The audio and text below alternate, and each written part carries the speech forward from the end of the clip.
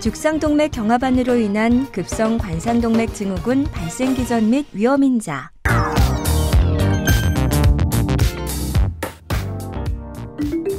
죽상경화증은 죽종 자체에 의하거나 죽상반의 파열에 의한 경우로 나눌 수 있습니다. 죽종 자체에 의한 것은 죽종의 크기 증가가 대부분 매우 천천히 일어나기 때문에 점진적이며 만성적 혈뇨장애의 소견을 보이게 되며 무증상 혹은 만성적인 임상상을 나타냅니다.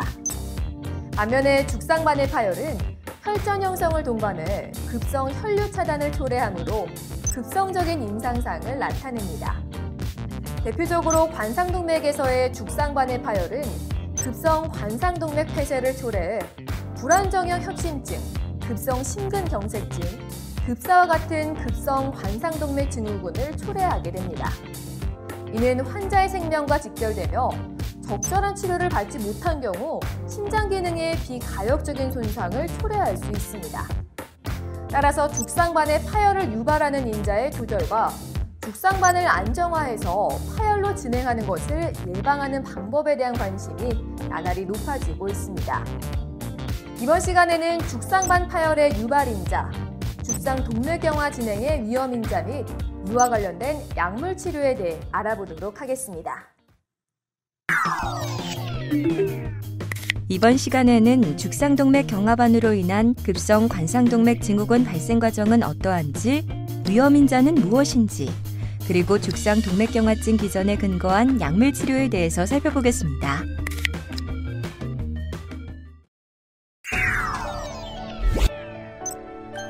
죽상동맥 경화반으로 인한 급성 관상동맥 증후군 발생. 죽상동맥경화의 발생과 진행 과정이 일반적인 염증 반응과 매우 유사함이 관찰되어 죽상동맥경화를 염증성 질환으로 정의합니다. 우선 백혈구가 내피하 조직에 침윤하는 초기 과정은 전형적인 만성 염증 질환의 특징입니다. 이들이 여러 물질을 분비하여 단핵구의 유입을 촉진하고 증식하는 과정, 평활근 세포의 이동과 기질의 생산을 통한 섬유화 등도 다른 염증 질환에서 관찰되는 것과 같습니다. 임상적으로 관상동맥 질환에서 염증 반응의 인자이며 염증 수치가 증가되어 있으며 이들 인자들이 증가되어 있는 환자들에서 장기 추적 결과 관상동맥 질환의 발생이 많음이 관찰되었습니다.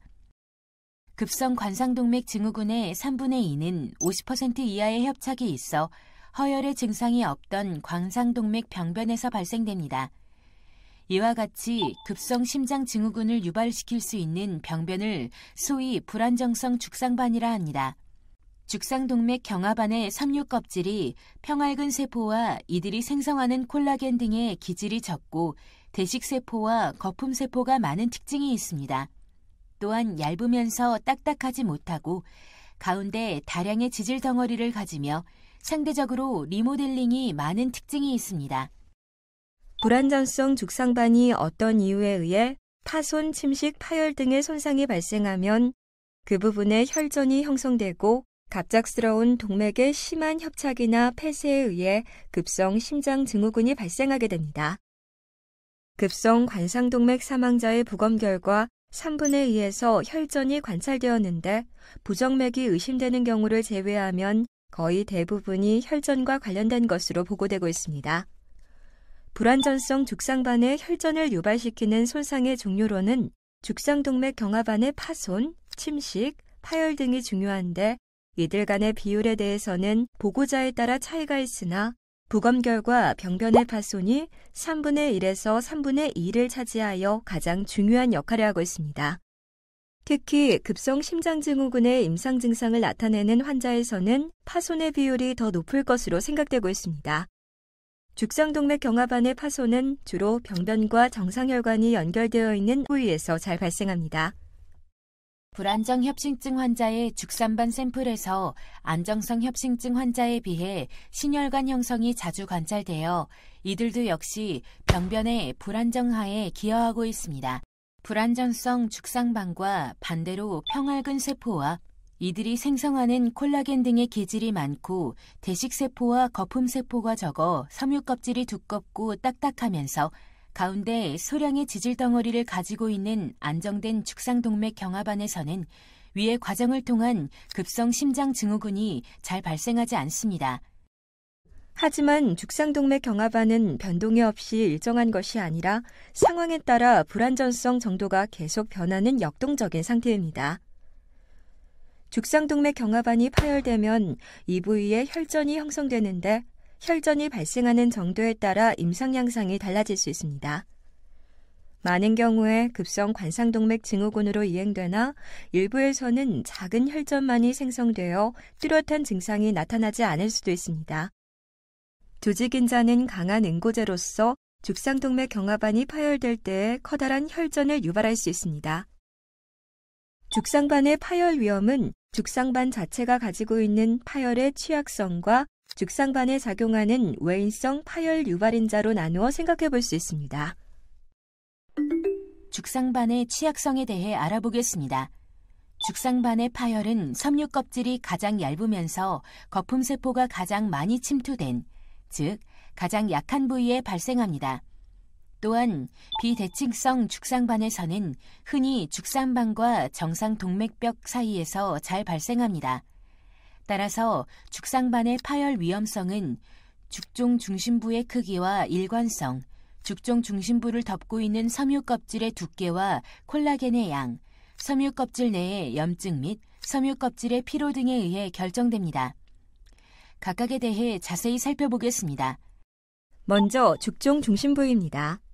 죽종 중심부의 크기나 일관성은 각 죽상을 구성하는 성분에 따라 다르며 일반적으로 관상동맥 협착을 초래하는 죽상반에는 연한 죽상 성분보다 단단한 섬유 조직이 많으나 급성 관상동맥 증후군에 관련된 병변에는 연한 죽상 성분이 주로 존재합니다.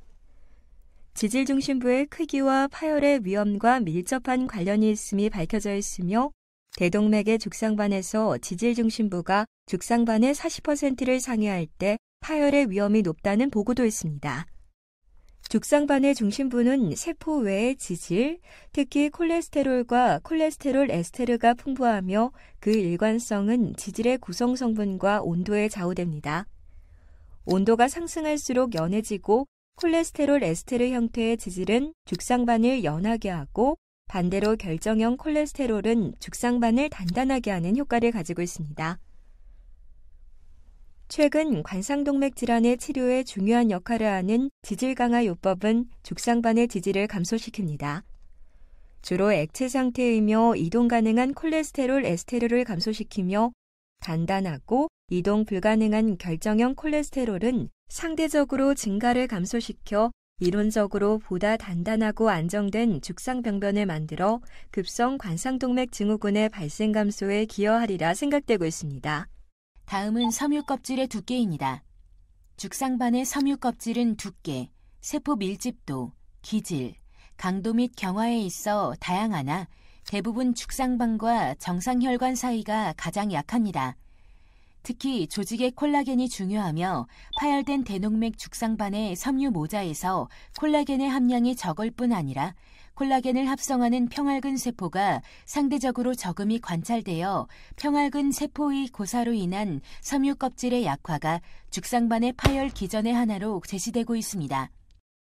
다음은 섬유 껍질의 염증입니다. 파열된 섬유 껍질에 활성화된 대식세포가 전환된 거품세포가 침윤된 염증의 소견이 있으며 특히 비대칭성 경화반의 죽상반과 정상혈관의 사이에 활발한 염증이 관찰됩니다. 이 부위가 파열이 자주 발생하는 곳이라는 사실은 섬유 껍질의 염증이 죽상반의 파열에 중요함을 시사하고 있습니다. 특히 염증 부위의 T림프구에서 분비된 인터페론 감마는 혈관 평활 근세포에 의한 콜라겐, 엘라스틴과 같이 세포의 기질의 합성을 억제하거나 혈관 평활근 세포의 증식을 억제할 뿐 아니라 평활근 세포의 고사를 유도합니다. 한편으로는 대식세포를 활성화시켜 식작용에 의해 세포의 기질을 분해하거나 플라스미노겐 활성인자나 기질 금속 단백 분해 효소와 같은 단백 분해 효소를 분비함으로써 섬유 껍질을 약화시켜 파열을 조장합니다. 다음은 섬유 껍질의 피로입니다. 주기적인 팽창, 압축, 구부림, 전단과 압력의 변화가 섬유모자의 피로를 초래하여 저절로 파열되게끔 할 수 있으므로 심박수를 낮추고 혈류나 혈압과 관련된 부하를 줄임으로써 죽상반의 안정화에 기여할 수 있습니다. 죽상반 파열의 유발인자는 무엇이 있을까요? 섬유껍질의 장력, 섬유껍질, 죽상반의 압축, 기계적 자극 및 혈역학인자가 있습니다. 하나씩 살펴보도록 하겠습니다. 먼저 섬유껍질의 장력입니다. 죽상반의 지질 중심부와 같은 부드러운 성분은 혈압에 의해 발생한 장력을 견디지 못할 때 부하가 재배치되며 섬유껍질의 일부 약한 부위에 부하가 집중될 수 있으므로 죽상반의 파열을 유발시킬 수 있습니다. 특히 연한 지질 중심부를 가진 비대칭성 경화반의 경우 부하가 어깨 부위에 집중됨이 연구 결과 밝혀진 바 있어 죽상반의 일관성이 장력의 분포에 중요한 영향을 미칩니다. 그 외 석회화를 동반한 병변과 그렇지 않은 병변 사이 등 서로 다른 강도를 가진 두 조직의 경계에 기계적 전단 응력이 발생하여 죽상반의 파열을 초래하기도 합니다. 둘째, 섬유껍질, 중상반의 압축입니다. 대부분 죽상반의 파열은 혈관의 내강에서 죽상반 내부로 파열되는 것이 보통이나 일부에서 혈관 경련, 미세혈관의 출혈, 죽상반의 부종 등의 원인이 죽상반을 압축하여 죽상반 내압을 상승시켜 죽상반 속에서 혈관 내강 쪽으로 파열되는 경우도 있습니다. 셋째, 기계적 자극입니다. 원형 구부림이나 장축 굴절과 같이 죽상경화가 진행되어 딱딱해진 관상동맥에 특히 비대칭성 경화반이 있는 경우 심박동에 따라 딱딱한 경화반과 비교적 정상적인 부위 사이가 주기적으로 구부려지거나 굴절되면서 일정 부위가 약해져 피로에 의한 자연적 파열이 일어날 수 있습니다. 마지막으로 혈역학적 인자입니다. 높은 혈류 속도나 혈역학적 전달 능력이 내피세포에 손상을 주거나 죽상반의 피로를 유발하여 파열을 촉진할 수 있습니다. 죽상반의 파열과 혈전의 형성에 대해 살펴보겠습니다. 불안정한 죽상반의 파열에 따른 혈전의 형성은 죽상경화증의 진행과 급성 관상동맥 폐쇄의 주된 발병 기전이며 이러한 혈전의 형성에는 죽상반 파열 당시의 국소적 및 전신적 인자들이 중요한 역할을 합니다. 국소적 인자에는 첫째, 죽상반 파열의 정도를 들 수 있습니다. 혈관 내피세포 손상에 의한 혈전은 비교적 표면에 국한되어 혈관을 완전 폐쇄시키지는 않으나 균열이 깊거나 궤양 등 파열의 정도가 심할수록 많은 혈전 형성과 함께 관상동맥을 지속적으로 완전 폐쇄시켜 급성 심근경색증으로 진행합니다. 둘째, 관상동맥 협착의 정도를 들 수 있습니다. 죽상반 파열로 인한 변형이 심하여 협착이 심할수록 혈소판을 활성화시켜 관상동맥 폐쇄를 초래합니다. 셋째, 조직 기질은 노출된 죽상반의 성분에 따라 다르며 지질이 풍부한 죽상반의 중심이 노출된 경우 일부 대식세포로부터 유리된 조직인자에 의한 친응고 성향이나 혈소판 활성인자 때문에 혈전 형성이 증가합니다. 따라서 지질이 풍부한 죽상반은 파열의 위험이 높을 뿐 아니라 파열 시 혈전 형성도 심하여 급성 관상동맥 증후군을 잘 일으킵니다. 넷째는 잔여혈전으로 파열된 죽상반의 표면에 혈전이 남아있는 경우 관상동맥의 협착이 심해지는 것뿐 아니라 국소 트롬빈의 활성이 높아 혈전의 형성을 촉진합니다. 다섯째는 혈관 수축을 들 수 있습니다. 혈소판의 활성화에 의한 세로토닌과 트롬복산 A2가 노출된 혈관 평활근 세포들과 직접 작용하여 일시적인 혈관 수축을 일으키고 혈전의 형성을 조정합니다. 다음으로 전신적 인자들을 살펴보겠습니다. 첫째, 혈중 카테콜라민의 상승을 들 수 있습니다. 흡연, 스트레스 등에 의해 혈중 카테콜라민이 상승된 경우 혈전 형성을 조장하고 혈관 수축을 유발하며 또 죽상반의 파열을 직접 유발할 수도 있습니다. 둘째는 레닌 안지오텐신계입니다. 혈장이나 혈관벽에서 항진된 레닌 안지오텐신계는 안지오텐신2를 증가시키거나 국소적 교감신경계를 통해 섬유소 용해를 억제함으로써 혈전 형성을 조장합니다. 셋째는 콜레스테롤, 지단백 A 및 기타 대사 상태입니다. 총 콜레스테롤과 지단백 A의 증가와 응고 및 혈전의 항진과 관계 있는 것으로 보여지고 있습니다. 넷째, 섬유소 용해장애, 혈소판의 활성화 및 혈액 응고인자와 섬유소원의 증가를 들 수 있습니다. 플라스미노겐 활성인자 억제제의 상승과 같은 섬유소 용해장애가 있거나 섬유소원과 제칠 응고인자의 상승이 관상동맥 발작 시 혈전 형성을 조장하는 인자로 추정되고 있습니다. 죽상동맥경화의 위험인자. 관상동맥 질환의 중요한 위험 요인에는 흡연, 고혈압, 당뇨, 고지혈증 등이 있고 이외에도 덜 중요한 위험 요인으로 연령, 비만, 운동 부족, 여성의 폐경기 이후, 남성 등이 있습니다. 죽상동맥경화의 위험인자에 대해 좀 더 자세히 살펴보겠습니다. 먼저 저밀도 지단백 콜레스테롤의 증가입니다. 지단백 입자는 중성지방과 콜레스테롤을 신체 각 조직세포로 이동시키기 위한 물질이며 중성지방과 콜레스테롤을 그 핵으로 하고 인지질, 에스테르화되지 않은 유리콜레스테롤, 그리고 특수단백인 아포지단백으로 구성된 층으로 둘러싸여 있습니다.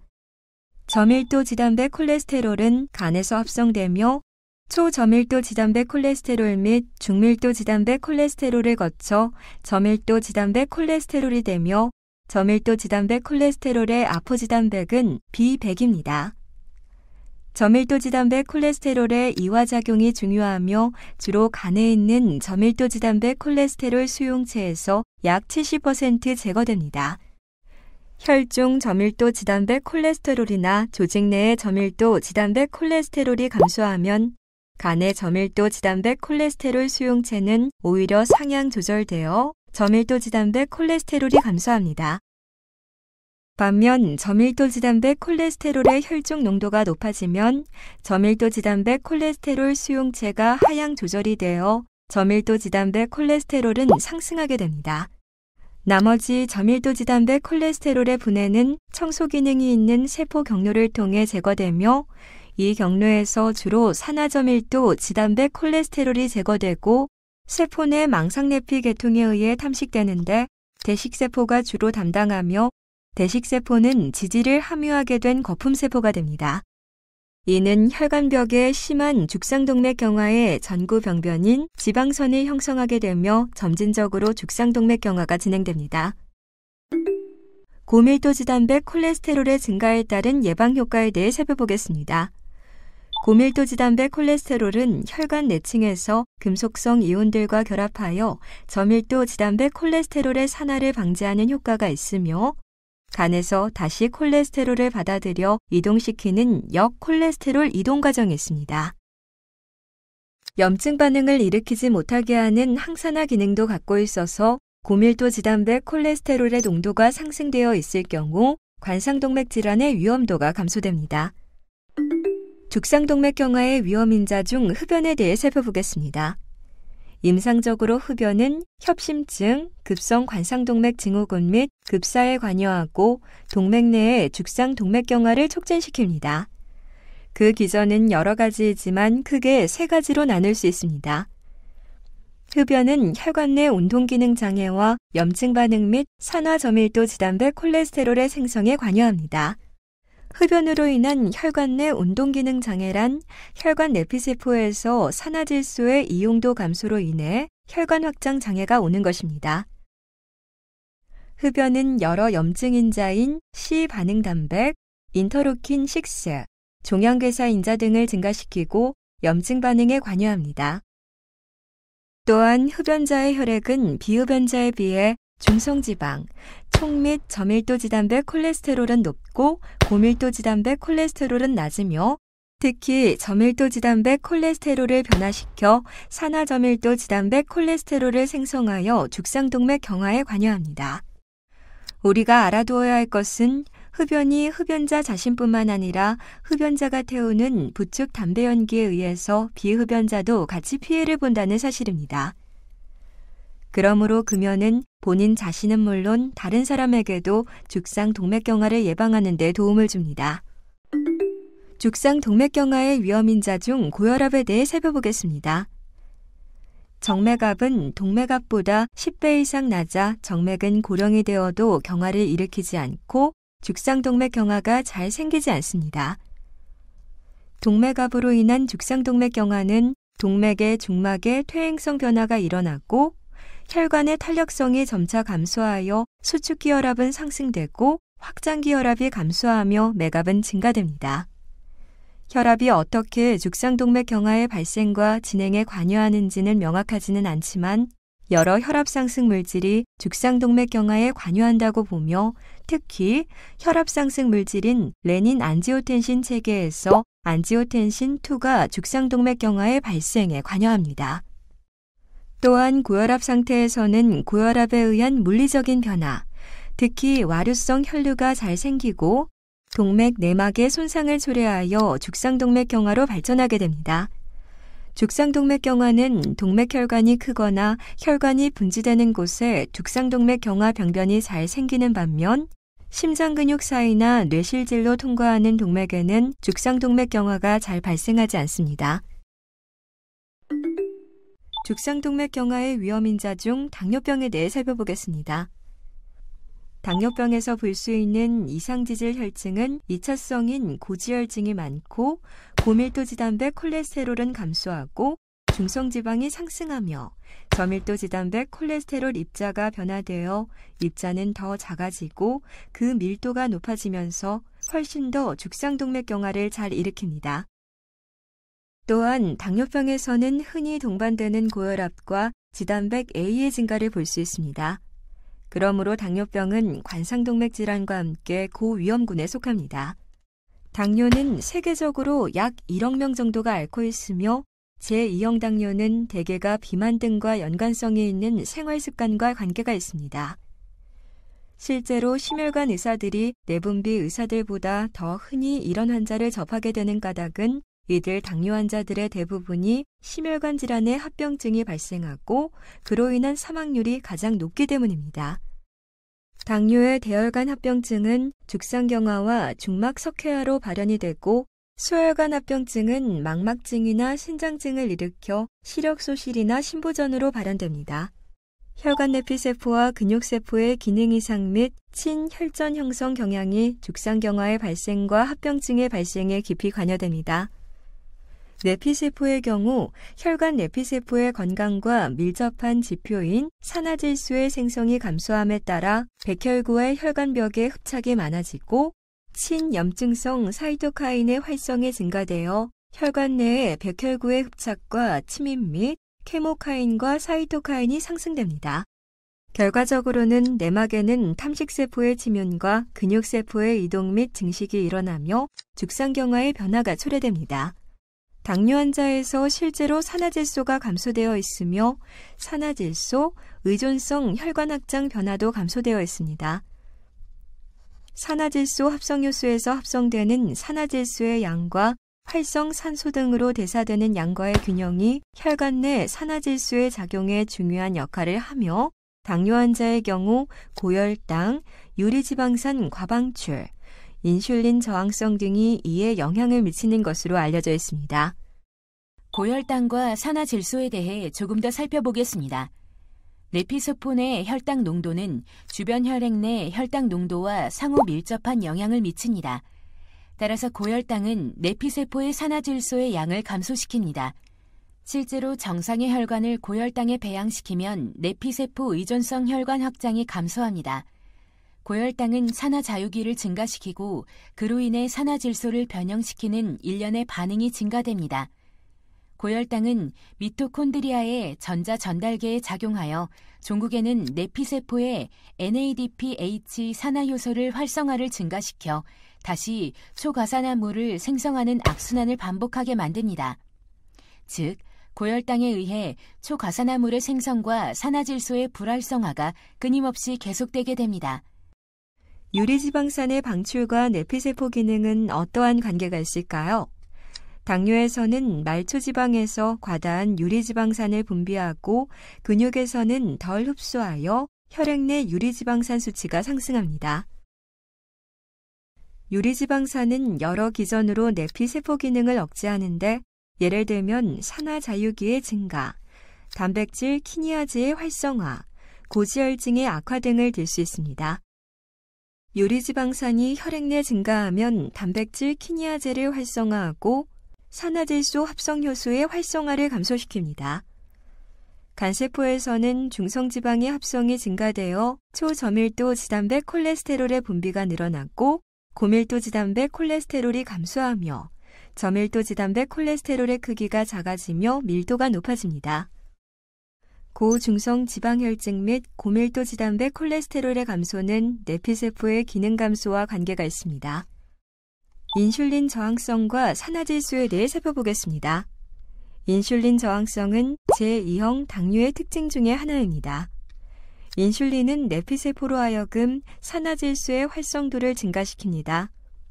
따라서 정상인의 경우 인슐린은 내피세포 의존성 혈관 확장이 증가되나 인슐린 저항성이 있는 경우는 확장이 감소됩니다. 더욱이 인슐린의 혈당 처리는 내피세포 의존성 혈관 확장 장애 정도와 반비례합니다. 이는 세포 내의 산화질소 생성을 감소시키는 신호전달 변화가 초래되기 때문입니다.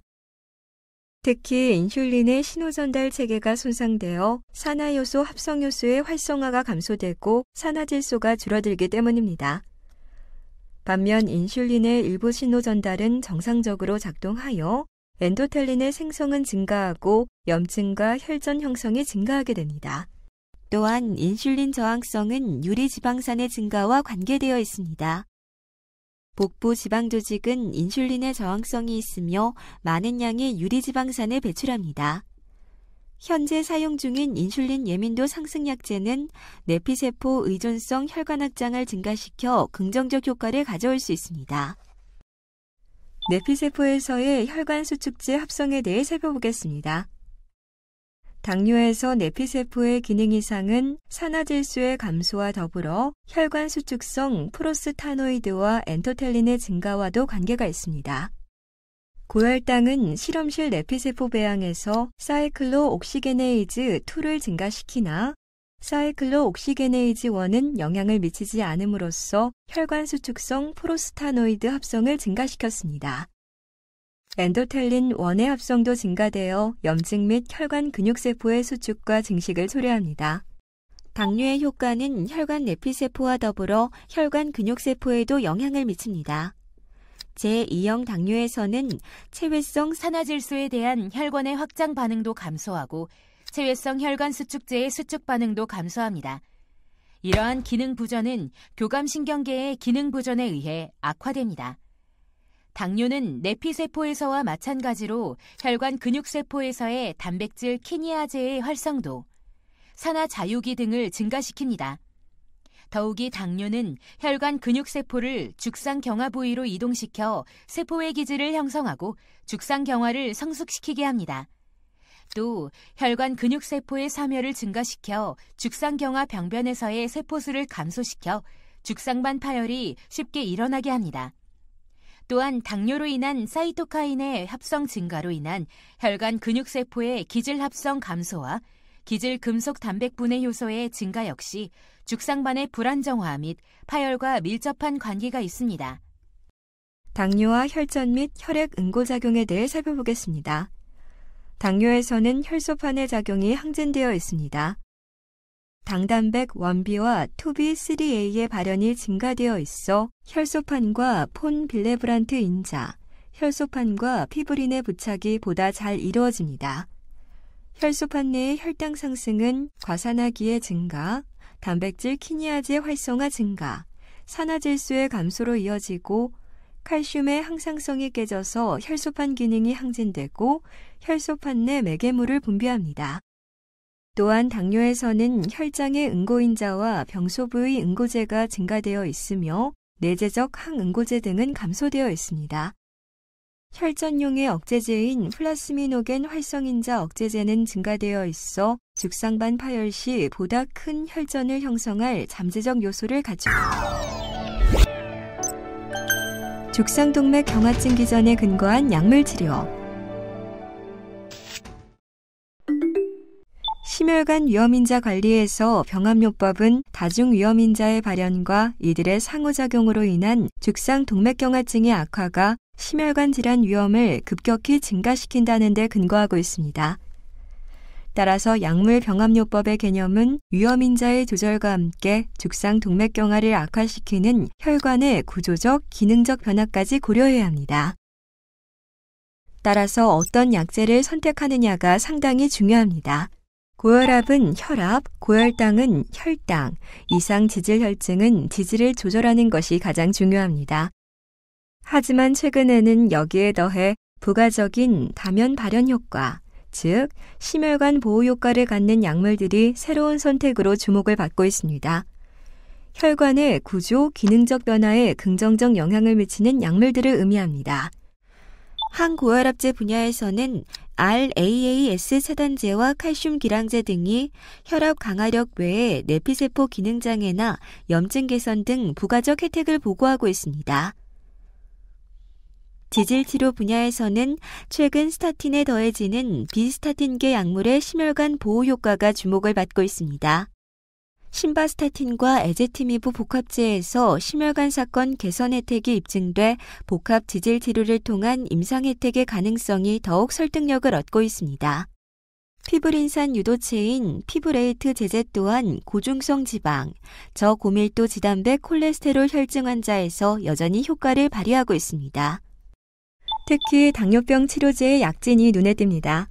당뇨병 환자의 대부분이 심혈관 합병증으로 사망하는 가운데 혈당 외에 체중, 혈압, 지질, 내피세포 기능, 염증 개선 등 다면 발현 효과를 나타내는 전천후 멀티플레이어 항당뇨병제에 대한 요구가 거세지고 있습니다.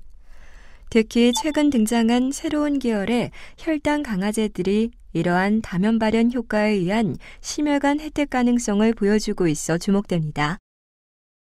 기존의 메트포르민은 체중과 지질, 티아졸리 딘디온계는 혈압, 지질, 인크레틴 기반요법은 체중과 지질, SGLT2 억제제는 혈압, 체중, 지질 측면에서 잠재적 개선 효과를 보고해 오고 있습니다. 인슐린 역시 지질 개선을 통해 동맥경화증 진행을 억제하는 결과를 보고한 바 있습니다. 오늘 학습한 내용 중 고콜레스테롤 혈증에 대해 더 깊이 알아봅시다. 고콜레스테롤 혈증은 급성 관상동맥 증후군을 발생시키는 가장 중요한 위험인자의 하나로서 다음 위험인자들과 함께 염증 반응을 유발하여 죽상동맥 경화반을 불안정하게 만듭니다. 고콜레스테롤 혈증은 위에 죽상동맥 경화가 발생하는 기전에서 설명한 과정을 통하여 섬유 모자, 특히 어깨 부위의 대식세포, 거품세포, T림프구의 수와 활성산소의 생성을 증가시켜 염증 반응을 활성화시킵니다. 염증 반응은 내피세포와 평활근 세포의 사멸을 유발하고 평활근 세포에 의한 콜라겐 생산을 감소시킵니다. 여기에는 T림프구가 분비하는 인터페론 감마가 관여합니다. T림프구나 대식세포에서 생성되는 염증 촉진 사이토카인인 인터루킨 1이나 종양괴사인자 알파, 내피세포나 대식세포에서 생성되는 물질들이 염증 시에 분비가 됩니다.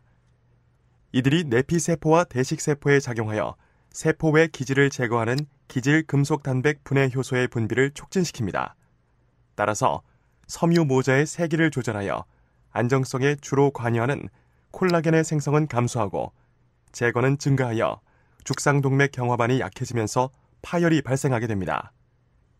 이외에 엘라스틴을 제거하는 케텝신이 죽상동맥 경화반에 발현되며 평활근 세포가 케텝신 생산을 증가시킴이 보고되어 이 물질도 죽상동맥 경화반의 불안정화에 기여할 가능성이 있습니다. 이번 시간에는 죽상동맥 경화반에서 급성 관상동맥 증후군을 일으키게 되는 발생기전, 죽상동맥경화를 진행시키는 위험인자 및 이에 관련된 약물 치료에 대해서 알아봤습니다. 대부분의 경우 죽종 자체 크기 증가는 오랜 시간에 걸쳐 천천히 일어나기 때문에 무증상 혹은 만성적인 임상상을 보이나 죽상반의 파열은 혈전 형성을 동반해 급성 혈류 차단을 일으켜 급성적인 임상상을 나타냅니다. 대표적으로 관상동맥의 죽상반의 파열에 의해 급성적인 임상상을 보이는 경우를 급성 관상동맥 증후군이라고 합니다. 죽상반의 파열 위험성은 죽종 중심부의 크기와 일관성, 죽종 중심부를 덮고 있는 섬유껍질의 두께와 콜라겐의 양, 섬유껍질 내의 염증 및 섬유껍질의 피로 등에 의해 결정된다고 알려져 있습니다. 특히 죽상반의 파열은 섬유껍질이 가장 얇고 거품세포가 많이 침투된 부위가 발생하게 됩니다. 죽상 동맥경화를 진행시키는 대표적인 위험인자로는 고지혈증, 흡연, 고혈압, 당뇨 등이 있습니다. 죽상 동맥경화의 발병을 예방하고 치료하기 위해서는 위험인자의 조절과 함께 동맥경화를 악화시키는 혈관의 구조적, 기능적 변화까지 고려해야 할 것입니다. 지금까지 죽상 동맥경화반으로 인한 급성 관상동맥 증후군 발생 기전 및 위험인자에 대해서 알아봤습니다. 감사합니다. 이번 시간에는 죽상 동맥경화반으로 인한 급성 관상동맥 증후군 발생 기전 및 위험인자에 대해 학습하였습니다. 다음 시간에는 동맥경화와 허혈성 심질환의 임상상과 증상에 대해 살펴보겠습니다. 수고하셨습니다.